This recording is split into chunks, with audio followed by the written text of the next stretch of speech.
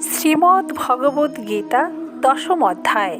এই দশম অধ্যায়ে ভগবান তার যে ৮২টি বিভূতির বর্ণনা করেছেন তা কোনো ব্যক্তি অথবা বস্তুবিশেষের মহত্ব বর্ণনার জন্য নয়। ওই সকল বিভূতিতে ভগবানকেই অবলোকন এবং ধ্যানেতে চিন্তন করার জন্য বলেছেন। ভগবানের বিভূতি অনন্ত, তা বলে শেষ করা সম্ভব নয়। সেজন্য তিনি কয়েকটি মাত্র প্রধান বিভূতির এখানে উল্লেখ করেছেন। কিভাবে তাকে ধ্যান করতে হবে পূর্বে তা জানিয়েছেন। সেভাবে ধ্যান করতে যারা অক্ষম তাদের সুবিধার্থে তিনি এই সমস্ত বিভূতিগুলির অবতারণা করেছেন।